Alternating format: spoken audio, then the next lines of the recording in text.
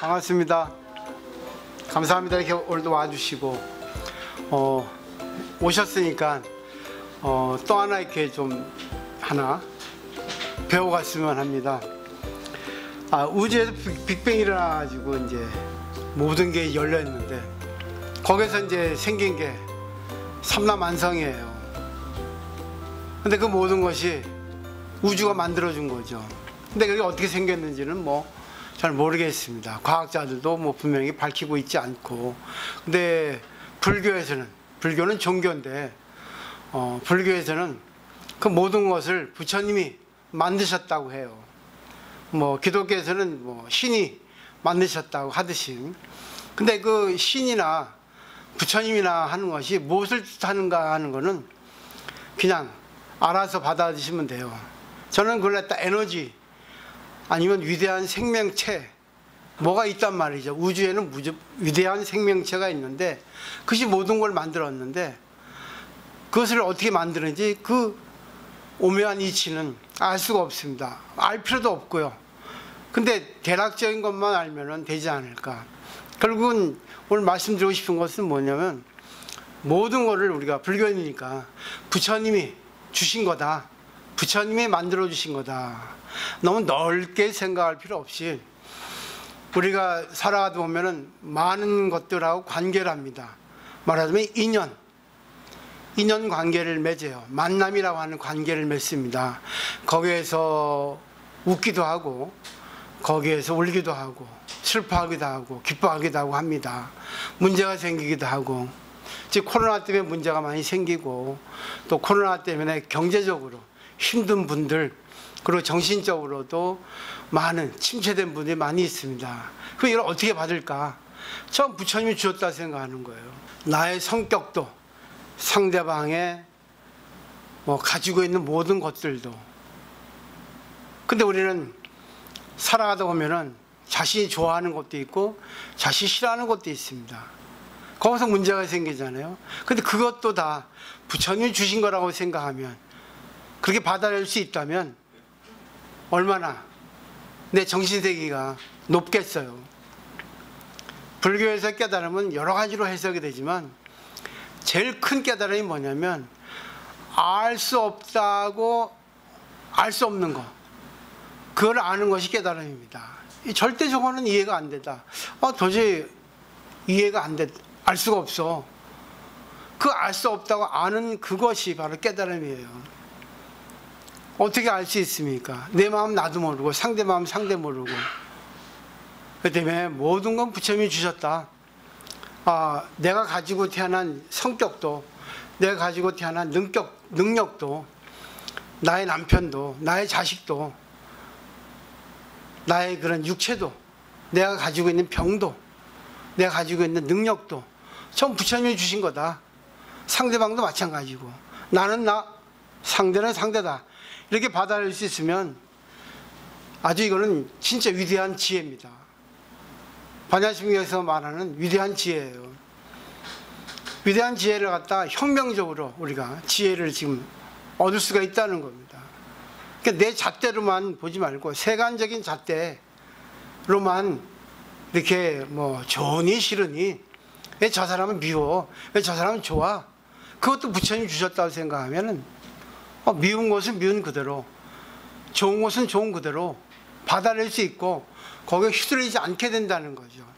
그리고 상대는 상대 나는 나 이렇게 구분해서 거기 걸리지 않게 된다는 겁니다.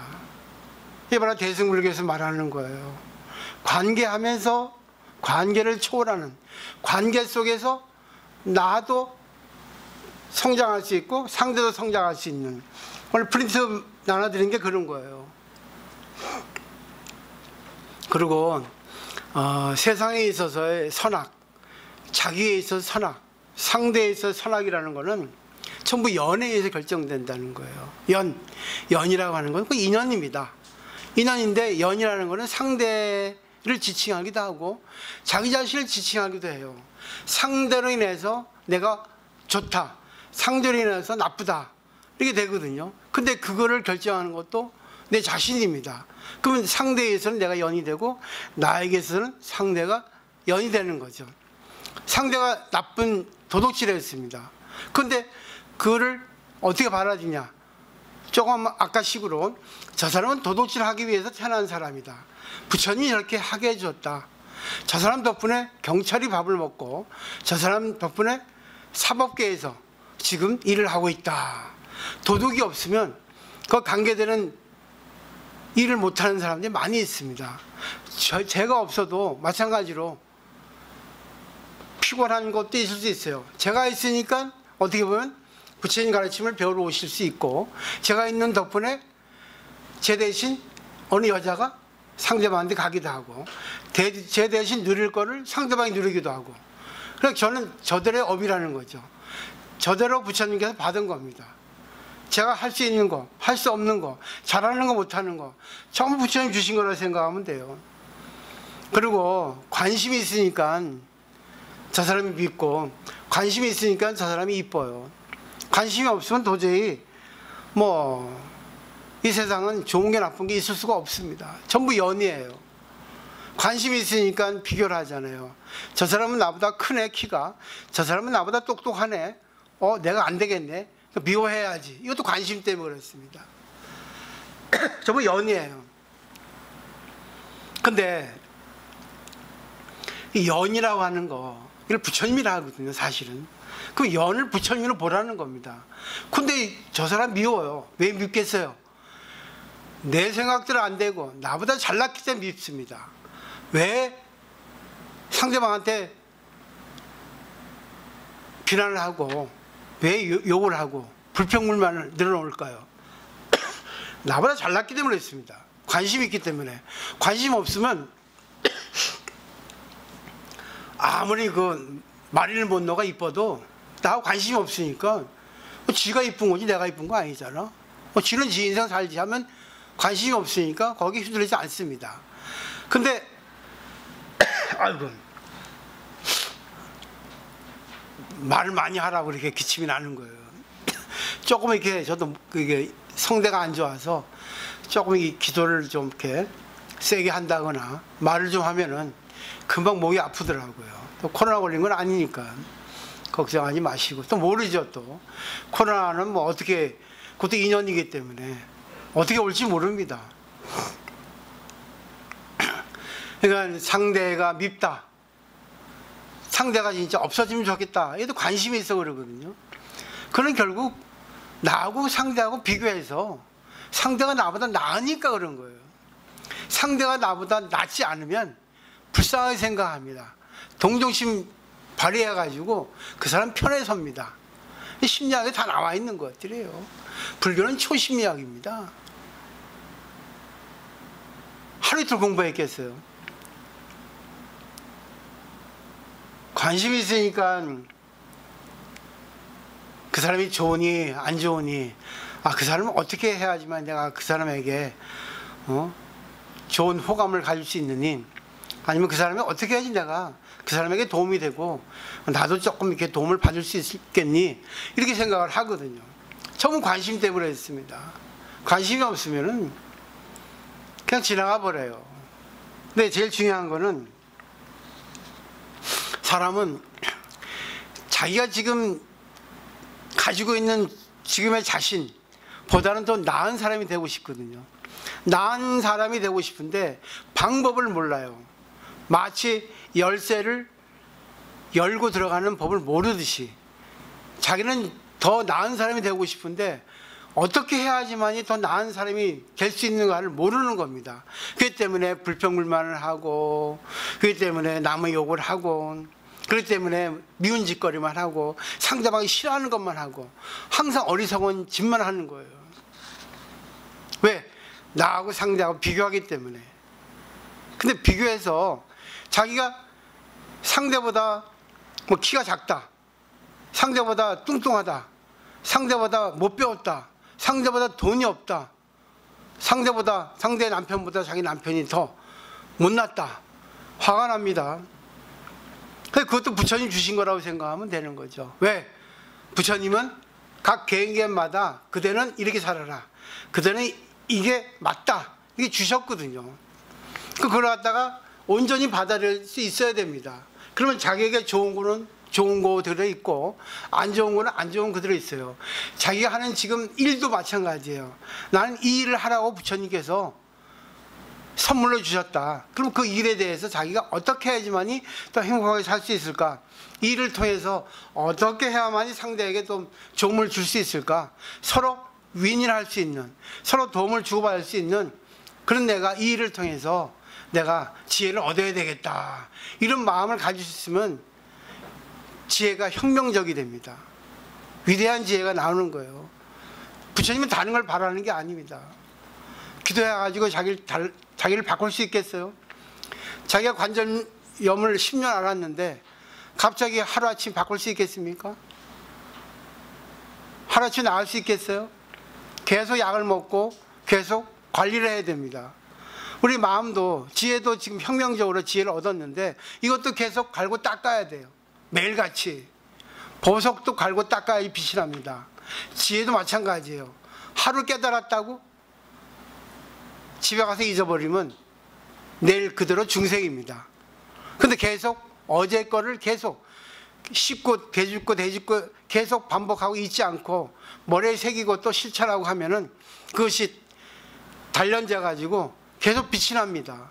다이아몬드도 가만히 놔두세요. 빛 안 납니다. 그러니까 보석상 가가지고 좀 세척 좀 해주세요 그러잖아요. 구슬도 그렇고 자기 마음도 마찬가지예요. 가만히 놔두면 그게 빛날 것 같아요? 지혜가 나올 수 있을 것 같습니까? 맨날 불평불만 하는데 맨날 중생의 업을 짓고 사는데 참 재밌어요. 좋은 거는 갈고 닦아야지 나옵니다. 나쁜 거는 가만히 놔둬도 그냥 나옵니다. 익히지 않아도 쑥 불평불만 합니다. 남을 칭찬하는 건 안 나와요.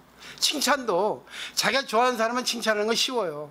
자기 싫어하는 사람 칭찬하는 거는 1000만 원 줘도 못합니다. 참 재미가 있습니다. 희한해요. 심리예요 다. 그럼 어디서 비롯된 거예요? 인간의 공통 분모입니다. 다 그런 건 아니에요. 대다수 그렇습니다. 대다수가. 때문에 일반 범인이라 하면 보통 사람이거든요. 그런 사람이 많으니까 그런 사람의 심리를 이용해서 그럼 내가 어떻게 좀 나은 사람, 지혜로운 사람, 현인, 성인이 되어야 수 있을까? 중생으로서, 일반인으로서 출가하지 않고도 있단 말입니다. 이게 대승불교란 말입니다. 할 거 다 하고 욕심 다 내고 자기 마음만 조절할 수 있으면 되는 거예요. 관계만 잘하면 되는 거예요. 찬스는 뭐냐? 자기가 기분 나쁠 때, 화가 날 때, 분할 때, 남을 부러워할 때, 기분 나쁠 때, 입 삐죽거릴 때 그때가 찬스입니다. 왜 이런 마음이 날까? 비교해서 나옵니다. 내 마음대로 안 될 때. 왜 그런지 아세요? 욕망 때문에 그랬습니다. 내가 이렇게 하고 싶은데 이렇게 안 되거든요. 현실로는. 때문에 화가 나기도 하고 불평불만을 하기도 하고 때문에 마지막으로 불안한 거예요. 초조한 거예요. 저도 며칠 전에 사고 싶은 게 있는데 제 능력으로는 못 사는 거예요. 야, 참 옛날에 이게 아무것도 아니었는데 지금 이렇게 사고 싶은 게 있는데 내가 지금 현실로는 살 수가 없으니까 자, 누가 사주면 안 될까 기도를 했어요. 부처님 그러대요. 욕망 없애라. 네 지금 현실로는 그것이 너한테 안 맞으니까 그냥 눈 감아. 누리지 말라 그거예요. 알았습니다. 깨달음입니다. 그래가지고 내 욕망을 없앴습니다. 근데 또 나와요. 욕망이라는 게. 아, 그래도 혹시 기도하면 나오지 않을까? 또 기도했습니다. 부처님 뭐라 하겠어요? 아이고 이놈아, 평생 공부한 놈이 그 욕망 하나 조절 못하니? 그러시더라고요. 아, 갖고 싶은데 어떻게 해요? 야, 그 조절 못해? 네, 한번 보세요. 사람마다 욕망이 있습니다. 저 사람보다 낫고 싶은데 나을 수가 없습니다. 아, 돈을 원하는데, 아, 병이 좀 나았으면 욕망입니다. 남편이 이렇게 해줬으면 욕망이에요. 저 사람 보고 싶지 않은데 욕망입니다. 무조건 자기가 이렇게 하고 싶다는 게 욕망이에요. 되면 되는데 안 되는 게 거의 대다수입니다. 됐다 하더라도 된 순간 또 하나의 욕망이 생깁니다. 그 욕망이라는 것은 새끼를 쳐요. 계속 쥐가 번식하듯이 바퀴벌레가 알 낳듯이 계속 번식합니다. 이 욕망이 중독되면 다른 욕망이 또 생겨요. 계속 고민합니다. 제가 그랬어요. 참 진짜 끝까지 나한테 이렇게 힘들게 해주시는구나. 아니지. 부처님 힘들게 해주는 게 아니라 나의 욕망이 나를 힘들게 해주는 거지. 또 모르지 또 언제 또 그 욕망을 충족시켜 줄 수 있을지. 근데 그 욕망이 충족될 때는 필요 없을 수가 있습니다. 그 욕망이 갖고 싶은 게 이거 그때는 갖고 싶었는데 지금은 필요하지 않아. 그게 바로 금강경에 무실무허입니다. 실도 없고 허도 없어요. 진짜 이거 오늘 필요했는데 3일 지나니까 그때 필요했는데 지금 필요 없어. 그게 무실무허입니다. 실도 없고 허도 없어요. 지금 돈이 필요한데 일주일 지나니까 그 돈 필요 없어요. 왜 필요 없습니까? 내가 그거 하고 싶지 않게 됐습니다. 그러니까 돈이 필요 없네요. 그래요? 그게 참 신통하네요. 글쎄 말입니다. 생각을 바꿨더니 욕망이 없어지네요. 결국 욕망을 없애는 거는 결국 참으면 돼요. 손해보면 됩니다. 그 욕망을 갖다 바라지 않으면 돼요. 내가 하고 싶은 대로 지금 부처님이 이거 하지 말란다고 이렇게 받아들이면 됩니다. 그게 바로 내가 지혜를 얻는 법이에요. 그래서 여기 보면 욕망의 부산물은 불안입니다. 마지막은 불안한 거예요. 하루 종일 이거 갖고 싶으니까 이거 좀 해주세요. 안 되니까 아이고 초조 긴장 안달복달. 아이고 불안하니까 왔다 갔다. 불안하니까 뭐 먹고 싶고 마음이 허하니까 육체적으로라도 그냥 뭘 충족시켜져 가지고 많이 먹고는 살찌고. 이걸 조절하니까 먹고 싶지 않고 안달복달도 하지 않고 그래요. 그래서 결국 공식이 뭐냐? 나는 나, 상대는 상대예요. 상대가 갖고 있는 거 내가 안 가지면 돼요. 근데 부러워하지 않으면 됩니다. 부러워하더라도 나는 내 인생이지 상대는 상대 인생이야. 그래, 다 달라. 남을 흉내내는 것도 좋지만 자기 입장에서 할 수 있는 저까지만 흉내를 내야 됩니다. 왜? 내 인생은 내 인생이고 상대 인생은 상대 인생이에요. 그래서 좋은 인연, 나쁜 인연, 그러니까 좋은 것도 나쁜 것도 전부 자신이 어떻게 받아들여요? 전부 부처님께서 주신 거라고. 받아들일 수 있으면 나에게 나쁜 사건, 나쁜 상대 또 내가 감사로 받아들여서 나에게 필요한 나에게 성장시켜주는 어떤 양식으로 바꿀 수 있다는 겁니다. 첫 번째예요. 이게 지혜의 첫 번째. 그러니까 어떤 것도 다 자기가 부처님 주신 거라고 받아들일 수 있으면 나쁜 건 나쁜 거대로. 그 위기가 찬스라 하잖아요. 한번 해보십시오. 그리고 비교를 하더라도 내 키는 170이야. 상대는 180이네. 그럼 나는 부처님이 170 주신 거야. 상대는 180 주신 거야. 그럼 나대로 나는 내가 행복을 얻으면 되고 상대는 상대로 행복을 얻게 해주는 거. 나의 행복도 상대 행복도 서로 행복을 얻게 해줄 수 있는 게 바로 보살입니다. 자, 두 번째 보세요. 그러기 위해서는 두 번째 밀교 가르침입니다. 가지력, 공동력, 법계력이라는 말이 있습니다. 이게 하루아침에 안 되는데 계속 연말을 해야 됩니다. 하루 이틀 닦아서는 안 돼요. 근데 밀교에서는 한순간 자기가 부처님에 맡기면 된다는 거 있어요. 가지력이라는 거는 부처님께서 나를 갖다가 보호해 주시는 거예요. 아니 부처님 세계에 들어가는 겁니다. 가지, 더해서 나에게 뭘 지니게 해주는 거예요. 부처님의 깨달음을, 부처님의 지혜를 갖다가 내가 그대로 받아들이는 겁니다. 아니 그 속에 들어가는 거예요. 내가 소금물에 들어가면 소금물이 됩니다. 그와 마찬가지로 부처님 세계에 들어가는 게 가지력이거든요. 부처님 세계가 뭐겠어요? 그러니까 있는 그대로입니다. 자연 그대로, 인연 그대로 다 받아들여서 내가 이것도 인연이다, 감사하다, 이걸 통해서 내가 뭘 깨달아야 될까? 코로나 통해서 힘듭니다.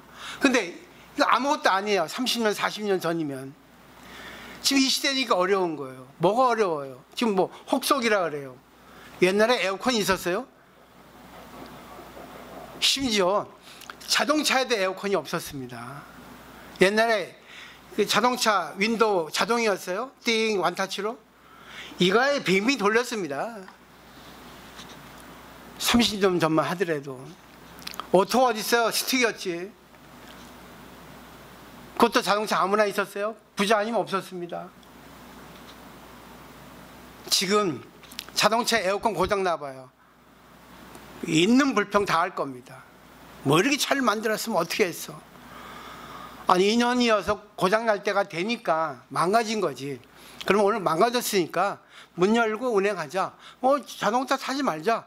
오늘 대중교통 이용하자 하면 되는 거예요. 자동차 없으면 죽는 것처럼 생각하는 사람, 특히 젊은 사람들. 우리 어려울 때 살지 않았기 때문에 그 지혜가 없습니다. 늘 불평불만이야. 돈만 있으면 다 되는 줄 알고. 그런 세상이 됐습니다. 근데 재밌는 게 5, 60대 이상도 그래요.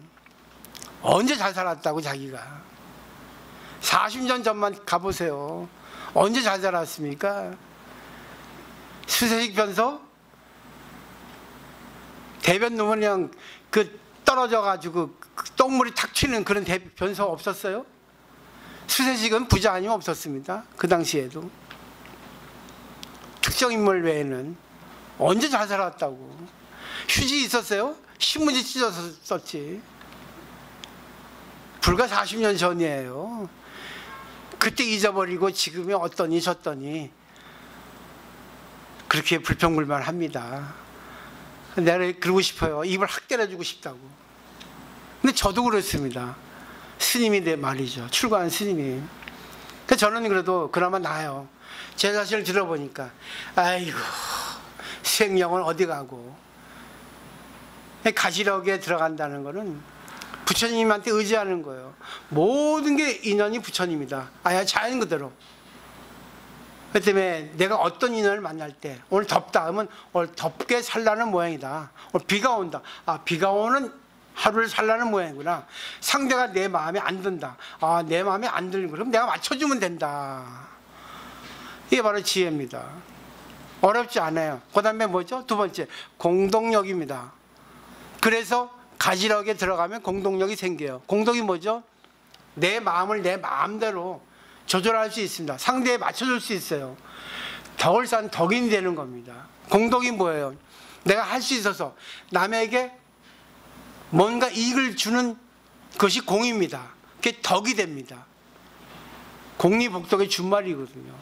내가 뭔가 할 수 있어요. 근데 이것도 아무나 할 수 없습니다. 사람에 따라 다릅니다. 어느 사람이 오면은 저 사람 참 오니까 기분 좋아. 저 사람이 있으면 안심이야.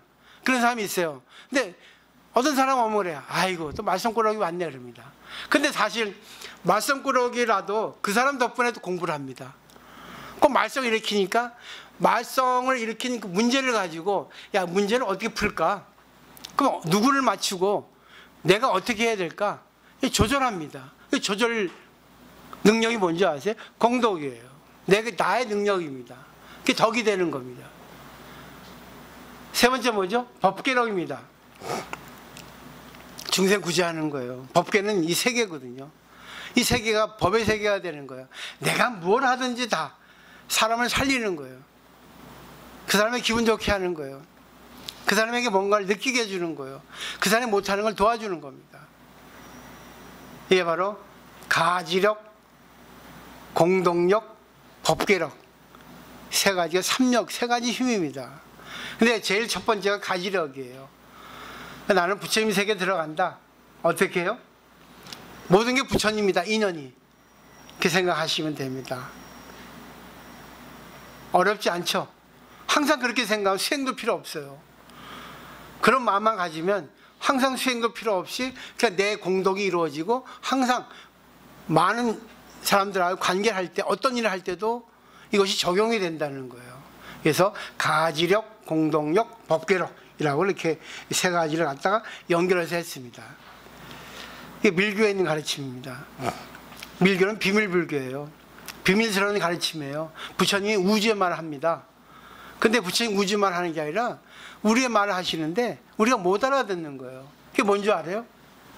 코로나 얘기합니다. 못 알아듣죠? 불평불만 하잖아. 지금 덥죠? 아이고 더워 죽겠어. 부처님이 오늘 이렇게 살아라. 이게 바로 비밀의 말입니다. 자동차가 망가졌어요. 아, 자동차 망가진 뭐예요? 자동차에 대해서 고마움 알아라. 이 자동차 망가졌으니까 니도 네 마음 망가질 수 있어. 이렇게 부처님께서 가르침을 주시는데 못 알아듣고, 아이고 참, 이 자동차 안 되겠네. 다른 자동차 바꿔야 불평을 하는 거예요. 감사를 모르고. 아, 감사합니다. 오셨네 그래도. 그래서 모든 건 부처님이다. 항상 부처님은 눈금이 없어요. 잣대가 없습니다. 우리의 생각으로 부처님을 보려 하지 말고 있는 그대로 내 생각을 좀 달리, 그러니까 견해를, 여러 가지 견해를 내는 거예요. 근데 사람들하고 대화를 해보면 그 사람 견해는 똑같아요. 그게 색입니다.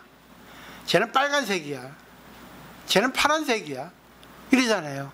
근데 저 사람은 참 투명한 색이야, 카멜레온이야. 그 좋겠습니다 사실은. 근데 나쁘게 쓰니까 카멜레온이지. 근데 카멜레온이 좋은 겁니다. 카멜레온 왜 좋은가? 상대방에 맞춰서 임기응변으로 상대를 갖다 살려주잖아. 상대에게 이익을 주잖아.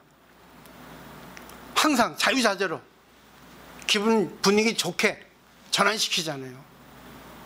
사람들 다 거꾸로만 얘기하는 거예요. 그 다음에 일불제자란 말이 있습니다. 중간에 보시면 하나의 부처님의 제자라는 거예요. 이 우주 보세요. 우주 속에 다 살고 있습니다. 아니, 살려주고 있습니다. 어느 누구도, 대통령도, 기독교인도, 불교인도, 유교인도, 우주 안에서 존재하지 않는 사람 어디 있어요? 우주의 영향을 받고 도움을 받아서 살아갈 수 있는 거지,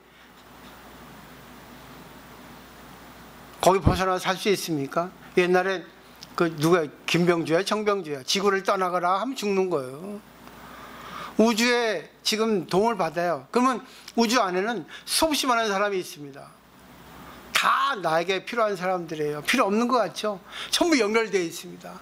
어느 하나도 부처님 아닌 사람이 없어요. 근데 항상 사람은 자기 중심으로, 이 사람은 좋다, 이 사람은 싫다, 저 사람 성격이 왜 그래, 쟤는 꼭 이상한 짓만 해, 저 사람 참 좋은 사람이야, 이렇게 합니다. 물론 그렇게 볼 수 있겠지만 더 넓게 부처님의 견해를 본다면 어떻겠습니까? 다른 시각으로 볼 수 있어요. 그 마지막에 정리해 드릴 거예요. 두 번째는 통불교입니다. 불교가 하나란 얘기예요.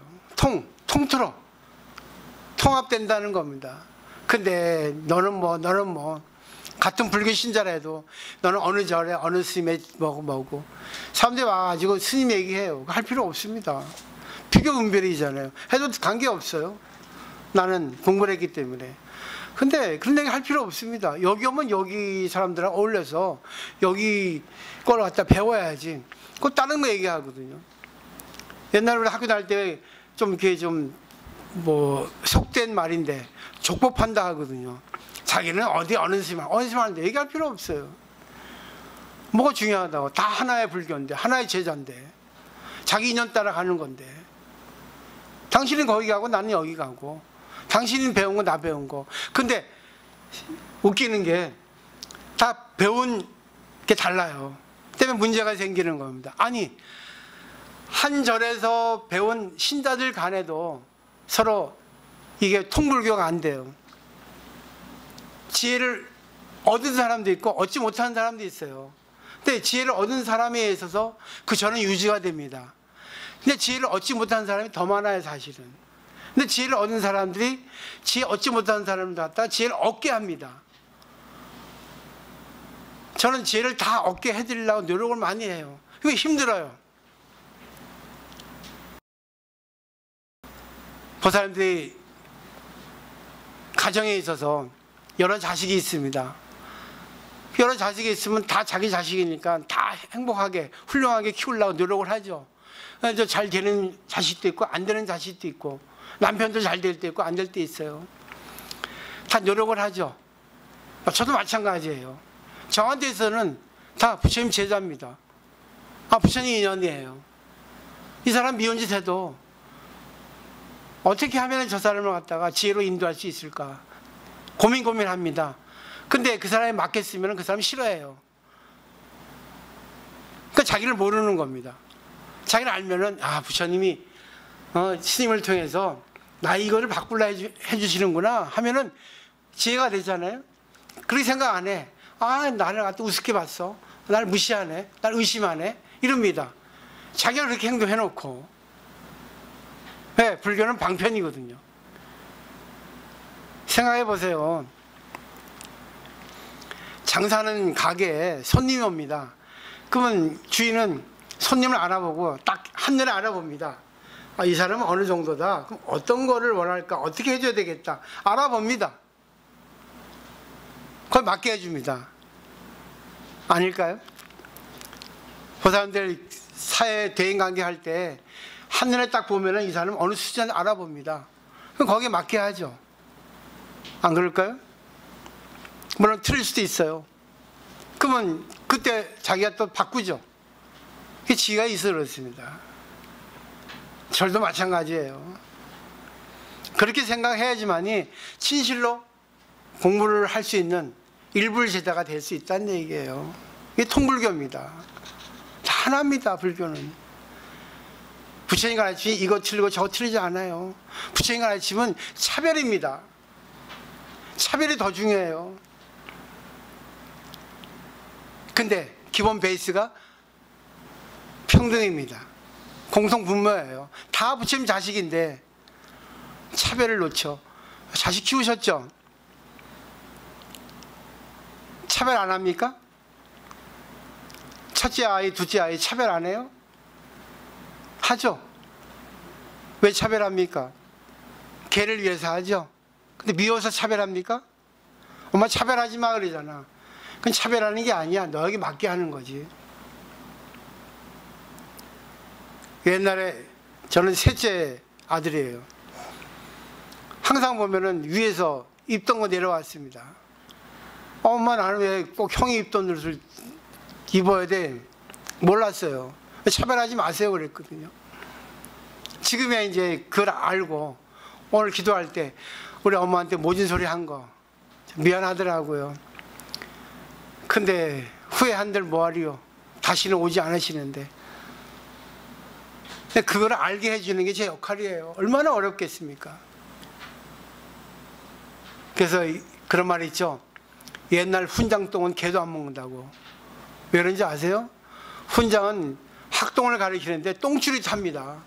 똥줄이 타니까 대변을 놓으면은 똥 냄새가 아주 심해요. 그러니까 개도 똥 냄새가 심하니까 이 똥은 썩었다고 안 먹는다 하더라고요. 그렇게 훈장은 똥줄이 타요. 저라고 안 타겠습니까? 보사람도 안 타겠어요? 보사람 다 탔을 거야. 왜? 자식 키우느라고, 남편 뒷바라지 다니라고. 특히 남편 뒷바라지 다니라고 아마 똥줄 탔을 거야. 아닐까요? 하나도 웃지 않으시네. 우습게 했는데. 맞죠? 철이 없어요. 그 다음에 이제 선불장이라는 말이 있습니다. 선불장은 부처님을 선발하는 장소라고 해서 선불장입니다. 절이 부처님을 뽑는 자리예요. 부처님을 대게 해주자. 부처님이 어렵지 않아요. 깨달음도 어렵지 않아요. 자기 중심적인 생각, 제일 찬스가 기분 나쁠 때입니다. 내가 상대하고 나와 비교할 때입니다. 관심을 가질 때입니다. 문제를 일으킬 때, 고민할 때, 불안할 때, 초조할 때가 바로 부처님께서 날 이뻐해 주셔서 부처님 깨달음을 주실 때입니다. 그때 자기 마음대로 하지 말고 자기 마음을 충족시키고 싶어서 자기 마음대로 이렇게 하고 싶다 이렇게 하고 하시지 마시고 내 마음대로 하지 않을 때가 바로 깨달음이에요. 그 방법을 이제 마지막으로 알려 드릴게요. 불교에서는 보시라고 하는 게 있습니다. 육바라밀의 첫 번째입니다. 아주 중요합니다. 그래서 우리 단나사가 보시라는 뜻이에요. 보시. 본데 보시는 교만이 아닙니다. 보시는 내가 잘났으니까 너 없으니까 주는 게 아닙니다. 보시는 손해보는 겁니다. 욕심을 버리는 겁니다. 그래서 손해를 감수하는 그 생각이 아주 위대한 지혜란 말이죠. 혁명적인 지혜를 탄생시킨다는 겁니다. 첫 번째, 토끼와 거북이에 대해서 여러 가지 해석이 있습니다. 근데 뭐 동양인의 문화는 토끼는 교만했고 거북이는 부지런해서 게을리지 않게 해가지고 거북이에게 찬타를 보낸다. 거북이가 훌륭하다. 이렇게 해석을 합니다. 근데 그런 견해는 일반적이에요. 근데 여러 나라에서는 거북이가 영악해서 토끼를 이겼다 이런 것도 있습니다. 근데 그 말이 맞습니다. 왜? 토끼하고 거북이하고 시합이 됩니까? 그죠? 야, 쟤는 상대도 안 돼. 아이고 참 잽도 안 되는 게 와가지고 까불렁 되네 이런 말이 있잖아요. 내가 보더라도 비교가 안 된단 말입니다. 근데 비교가 안 되는 사람이 시합을 할 수 있겠어요? 안 되죠. 사회적인 이론을 가지고도 할 수 없습니다. 일반 그런 중소기업이 어떻게 대기업을 상대를 하겠습니까? 싸울 수 없습니다. 한번 생각해 보세요. 토끼가 화가 났습니다. 져서. 이게 봐줬는데 이게 날아갔다가 생각도 안 하고 지 욕심만 내가지고 이겼어. 안 되겠다. 한번 혼을 내줘야지. 다시 한번 이제 재시합하기를 원하고 신청했습니다. 다시 한번 시합하자. 그래. 토끼는 그러지 않겠습니까? 한번 이겼으니까. 야, 너 별거 아니더라. 시합도 하자. 그래. 이번에는 그러면 42.19km 하자. 마라톤을 하자 그랬습니다. 그래. 할 수 있어. 나는 꾸준히 가면 되니까 너나 철랑철랑 되지 말고 잘해라. 이렇게 하지 않겠습니까? 교만하니까 거북이가. 한번 이겼다고 시합했습니다. 토끼가 역시양 얼마나 빠릅니까? 잽싸게 달려가지고 골인 했습니다. 금메달 땄습니다. 근데 1시간 지나도 2시간 지나도 3시간 지나도 거북이 안 오는 거예요. 하루가 지나도 이틀이 지나도 3일 지나도 일주일 지나도 안 옵니다. 아이고 토끼가 걱정이 돼가지고 야, 안 되겠다. 이 거북이 어디 갔나 해가지고 이제 역추적해 봤습니다. 가니까 하프 지점에 20km 지점에 말라 죽었어요. 일사병으로. 맞죠? 요즘 가보면 지렁이 나와가지고 온천천 가보면 지렁이 나와가지고 말라 죽었지 않습니까? 거북이 어떻게 42.19km를 갔다가 완주할 수 있겠습니까? 그 느린 그 걸음 갖고. 토끼는 그걸 알기 때문에 거북이하고 시합을 할 때 혹시라도 얘가 죽을지 모르니까, 혹시라도 얘가 중간에 또 병이 날지 모르니까 중간에 잠을 자고 있었던 거예요. 예? 걱정해서 기다려주고 있잖아. 등산가도로 있죠. 등산가도 보면은 등산 잘 못하는 사람들 걱정해가지고 잘 타는 사람들은 배려해서 중간에 기다리고 있죠. 오기를. 그 오면은 같이 가죠. 근데 성질 못된 사람은 아이고 괜히 왔어. 너 오지 말지 왜 왔니? 또 그런 사람도 있습니다. 혹시라도 거북이는 아니 그 토끼는 거북이를 걱정한 거예요. 근데 졌습니다. 토끼가. 괜찮아요. 왜? 자신 있으니까. 토끼는 자신 있으니까는 져도 됩니다. 시합이 의미가 없다는 겁니다. 시합도 인연이에요. 그럼 잘 생각해 보세요. 토끼가 왜 졌겠어요? 왜 낮잠을 잤겠습니까? 거북이에게 양보하려고, 승리를. 근데 우리는 전부 어떤 걸 원합니까? 저 사람은 이겨야 돼. 어떻게 수단 방법을 가리지 않고 쟤 이겨야 돼. 그 모습 안 좋아요. 불교인들은 그렇게 하면 안 됩니다. 좀 손해보고 살아야죠. 좀 남에게 베풀고 살아야죠. 나는 요즘에 그렇게 느낍니다. 부처님께서 너 얼마나 교만했니? 너 참 교만했어. 10년 전만 하더라도. 그 너에게 진정한 깨달음을 주려고 너를 이렇게 만들었다. 너 이렇게 만들어놓으니 어떻니? 힘들지? 너에게 진 사람, 너보다 약자인 사람, 너보다 능력 없는 사람들의 마음을 알겠어? 너를 보고 얼마나 널 미워했겠어? 얼마나 굴욕감을 느꼈겠어? 얼마나 그 사람들이 힘들었겠어? 그 맛 알겠어 이놈아? 이거 아니겠어요? 진짜 느낍니다. 죽고 싶을 정도로. 솔직한 말이에요. 야, 어떻게 내 인생 60둘에 이런 인생이 왔어. 근데 부처님께서 주시려고 온 거예요. 아, 최대한 다 내려놓자. 그래도 내가 할 수 있는 부분, 이 시점에서 내가 할 수 있는 것만 내가 하자. 너무 무리하는 건 하지 말고. 내가 조절하는 겁니다. 하나씩 천천히 여유를 가지고. 하루아침에 되는 건 없거든요. 또 하나 마지막 정리해 드릴게요. 아버지 아들이 강둑을 걸어가면서 얘기 나눴습니다. 근데 아버지가 발 삐끗해 가지고 강둑에 떨어져 가지고 강물에 빠졌어요. 아버지가 수영을 못 합니다. 허우적 되시죠. 아들도 수영을 못 해요. 근데 아버지가 물에 빠져서 이제는 곧 죽게 생겼으니까 자기가 수영을 할 수 있으면 들어가서 건져야 되는데 그 건질 수 없잖아요. 그래서 큰 소리 칩니다. 아, 100만 원 드릴 테니까, 요즘 말로 100만 원 드릴 테니까 우리 아버지 건져주세요, 이렇게 소리칩니다. 지나가는 사람들이 여보시오, 100만 원 같은 소리 하지 마십시오. 100만 원 갖고 되겠습니까? 1000만 원이란 몰라도. 그랬습니다. 아, 1000만 원 너무 비쌉니다. 돈 없습니다. 300만 원 하면 안 되겠습니까? 그랬습니다. 300만 원 같은 소리 하고 있어. 300만 원 가지고 누가 저 강물에 들어가가지고 나도 빠져 죽을지 모르는데 안 됩니다. 한 700만 원이면 몰라도 흥정을 합니다. 700만 원이요? 하니까 좀 생각을 해보니까 좀 괜찮을 것 같거든요. 근데 강물에 빠져있는 아버지가 다 곧 빠져 죽게 생긴 그 상태에서 뭐라는지 아십니까? 아들아, 절대 700만 원 이상 주지 마라. 곧 빠져 죽게 생겼는데 무슨 700만 원 이상 주지 마. 이게 현실입니다. 웃을 일이 아니에요. 우리도 물에 빠져 있거든요, 지금.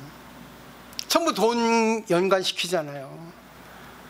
돈 때문에 깨달음이 열리지 않는 거예요. 전부 계산하거든요. 물론 계산은 좋아요. 근데 지혜를 얻는, 그 깨달음을 얻는 그것을 위해서는 돈을 좀 아낄 필요가 없단 말입니다. 예를 들어요. 1억 원을 주면은 부처님이 다 구제해 줍니다. 부처님이 1억 원 낼 수 있겠습니까? 1억 원 내면 다 이루어져요. 그럼 그래요. 부처님이 무슨 뭐 장사꾼입니까? 돈 주면 구제해 주고 안 구제해 주고 그건 있을 수 없잖아요. 그러잖아요. 부처님은 1억 원을 주고 안 주고 해서 그 1억 원 기도입니다. 안 주해서 구제를 해드리고 구제를 해드리지 않는 게 아니라 구제를 할 수 없습니다. 부처님은. 왜? 그 1억 원이라고 하는 거는 그 사람의 생각입니다. 예를 들어요. 회사에서 영전이 돼서 이제 지방에서 근무를 해야 돼요. 지사에서. 근데 지금 아내하고 자식들하고 살고 있는 이 환경에서는 지금 자기가 없으면 아내도 지금 몸이 아프고 자식도 이제 뭐 중고등학생밖에 안 됩니다. 근데 지방 가서 지사장이 되면은 영전 그 승급이 되고 승진이 되고 월급도 뭐 배로 올릴 정도로 이렇게 뭐 그런 지위예요. 가야 되겠습니까? 안 가야 되겠습니까? 가겠어요? 안 가겠어요?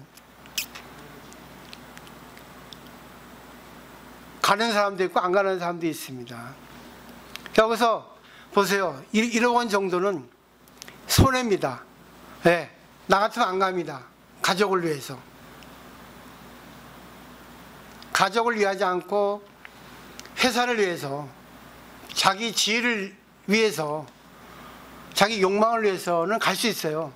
거기에 1억 원 손해가 납니다. 맞죠? 계산해 보면 대충.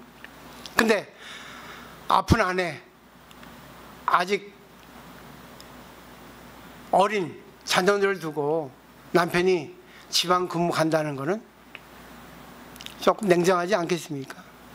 그런 일 많아요. 돈에 관한 것들. 그리고 세상에 보면은 돈에 휘둘리는 사람 많습니다. 이 이익을 위해서라면은 어떤 일도 한다는 거. 이익을 위해서는 괜찮다는 거. 을이 무슨 필요가 있어 돈이 최고지 하는 사람이 있습니다. 돈 가지고 계산하는 사람 많습니다. 물론 좋습니다. 근데 그 돈으로 인해서 부처님 깨달음, 그리고 자기의 자기의 안 좋은, 그러니까 손해를 보면은 부처님 깨달음이 오는 건 분명해요. 근데 내가 이익을 보면은 반드시 손해보는 사람이 생기거든요. 근데 내가 손해를 보면은 반드시 상대방 누군가가 이익을 봅니다. 어떨까요? 맞죠? 한번 생각을 해보세요. 다 하시라는 말씀은 아니에요. 때에 따라서 내가 한번 져줘야겠다. 저 사람을 위해서 내가 빠져줘야지. 저 사람을 위해서 내가 그냥 모른 척 하자. 저 사람을 위해서 내가 돈을 좀 더 많이 내자. 저 사람을 위해서 내가 오늘 좀 손해보자. 이게 위대한 지혜의 탄생 아닐까요? 혁명적인 지혜죠. 한번 생각을 해보세요. 너무나 세상에 그 견해에 휘둘려 가지고 그렇게 살지 마세요. 살지 않는 게 좋아요. 상대하고 사이좋게 지낸다. 상대에게 어떻게 하면 이익을 줄 수 있을까? 그것보다는 내가 저 사람 관계할 때 내가 좀 손해보지 뭐. 네, 그게 보살 아닙니까? 저 사람을 위해서, 저 사람을 걱정하니까, 저 사람을 구제하기 위해서, 저 사람에게 뭔가 깨달음을 주기 위해서, 덕분에 나도 깨달음을 얻고, 이게 관계 속에 부처님이 탄생한다는 겁니다. 이거는 머리, 생각도 중요하지만 실천해보고 거기서 또 깨닫는 게 더 중요합니다. 그래서 화엄경에는 10바라밀이 있습니다. 10바라밀이 있는데 6번째 지혜가 있어요. 그 6바라밀처럼 보시, 지계, 인욕, 정진, 선정, 지혜. 근데 그 뒤에 뭐 방편, 월, 역, 지혜. 10번째 지혜가 또 있습니다. 지혜가 2가지가 있어요. 앞에는 생득지, 뒤에는 후득지입니다. 앞에는 이론이고 뒤에는 경험에서 나온 지혜입니다. 앞에 것만 가지고는 이게 교묘한 머리밖에 안 됩니다. 뒤에 거, 이게 진짜 지혜입니다. 그래서 실천을 통해서 한번 자기가 정말 자기가 체험한 것 같고 그걸로서 깨달음을 삼아야 된다는 거예요. 그냥 머리로 하는 게 아니라 체험을 통해서 그게 살아있는 겁니다. 그걸 체득이라 합니다. 채우라고 하고 몸으로 깨닫는 거 아니면 깨달음은 아니에요. 예. 그래서 계속 우리가 이렇게 뭐 울고 웃고 지지고 볶고 싸우고 하는 것이 다 깨달음을 얻기 위한 과정이라는 거, 그렇게 받으셔야 돼요. 그러니까 사실 우리는 조그만 절에서 많지 않은 인원들이 서로 이렇게 아웅당하는 것이 오히려 더 감사한 인연이라는 겁니다. 많은 데는 실속 없어요. 그냥 왔다 갔다 하는 것밖에 안 됩니다. 큰 깨달음은 열기가 어려워요. 오히려 이런 작은데 알찬데 식당도 그렇잖아요. 한번 정리를 좀 해주시면 좋을 것 같습니다. 오늘도 또 이렇게 또 많은 분들이 또 저를 걱정해 주시고 단나사 걱정, 불교 걱정해 주셔서 대중공양을 해주셨네요. 루지보살님, 이순옥보살님, 지경보살님, 박정희보살님, 자오보살님 와주셨습니다. 아이고 정말 와주 고맙습니다. 우리 또 거사님도 와주시니 또 너무 좋고 감사합니다.